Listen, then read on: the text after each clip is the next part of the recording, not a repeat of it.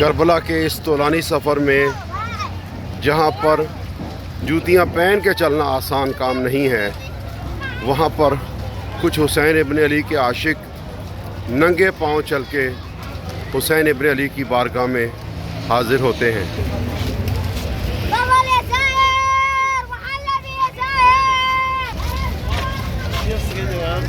فخلا نالائک انکا بواد المقدس طوا، جوتیوں اس کی وجہ یہ ہے کہ آپ وادی مقدس طوا میں داخل ہو رہے ہیں۔ جوتیاں جو ہیں وہ انسان کو حرم کے اندر، مسجد کے اندر داخل ہونے نہیں دیتی۔ خدا کے گھر میں جو سب سے پہلی رکاوٹ ہے وہ جوتی ہے، اور علماء نے فرمایا کہ جوتی سے مراد حب دنیا ہے اور خواہشات دنیا ہیں جو ہمیں حسین ابن علی کے لشکر میں حاضر ہونے نہیں دیتی۔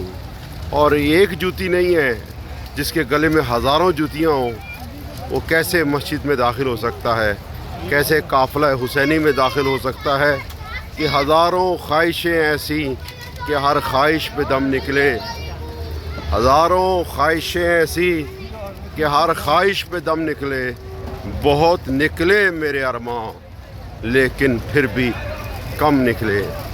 جب ایک خواہش، عمر سعد کو ایک خواہش تھی اور ایک ہی حکومت کی تھی، وہ قافلہ حسینی میں شامل نہیں ہو سکا، اور جس کے دل میں ہزاروں خواہشیں ہوں وہ کیسے قافلہ حسینی میں داخل ہو سکتا ہے؟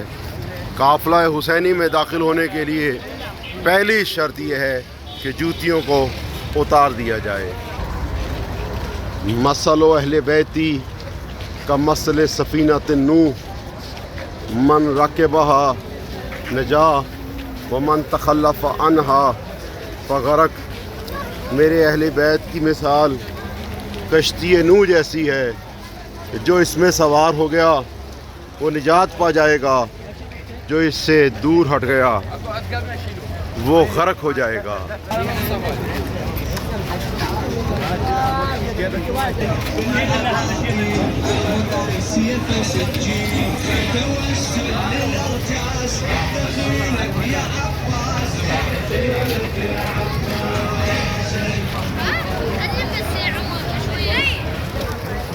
چند افراد کی مہمان نوازی کرنا یہ اور بات ہے، لیکن انسانی عقل دنگ رہ جاتی ہے کہ جب کروڑوں لوگ کربلا میں آتے ہیں اور حسین ابن علی کے عاشق ان زائرین کی مہمان نوازی کرتے ہیں، ملتی نہیں کوئی مثال ایسی دہر میں، ملتی نہیں کوئی مثال ایسی دہر میں کہ کروڑوں لوگوں کی مہمان نوازی اس شاخ کریں کہ صرف اگر ملتی ہے تو حسین ابن علی کے در پہ ملتی ہے۔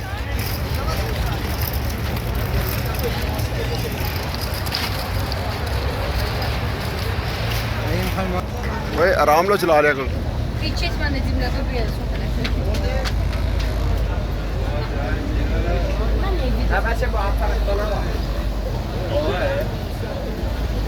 یہ گاڑی کی نہیں بلکہ انسانوں کو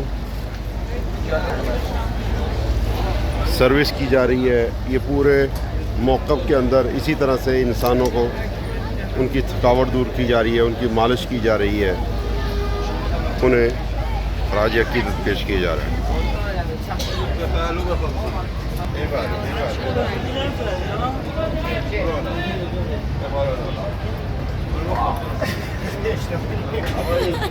یہ کسی لالچ میں نہیں ہے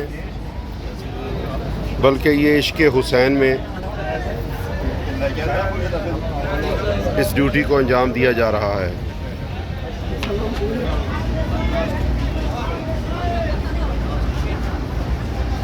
کہیں زائرین کے پاؤں دبائے جا رہے ہیں، کہیں ان کے بازو کا مساج کیا جا رہا ہے۔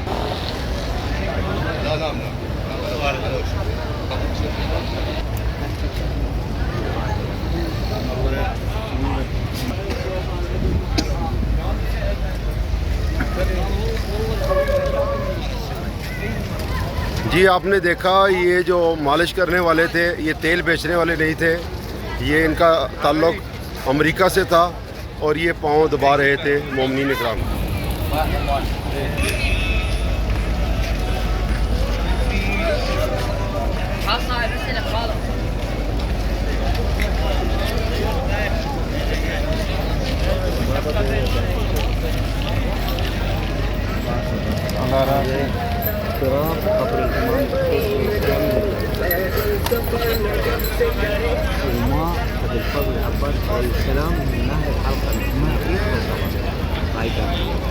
جی یہ کربلا کے امام حسین کے مزار کی جو مٹی ہے قبر مبارک کی وہ دے رہے ہیں ہمیں. دیکھیں جی قبر مبارک کی مٹی دی ہے اور حضرت عباس کے قبر کا پانی یہ انہوں نے ہمیں دیا ہے.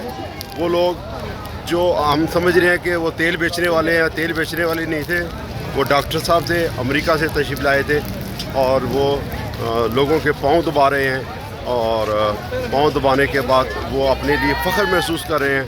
تو اسی طرح سے یہاں پہ جتنے افراد بھی خدمت کے لیے آئے ہوئے ہیں وہ ہم معمولی نہ سمجھیں، انہیں اللہ نے بڑا مقام عطا کیا.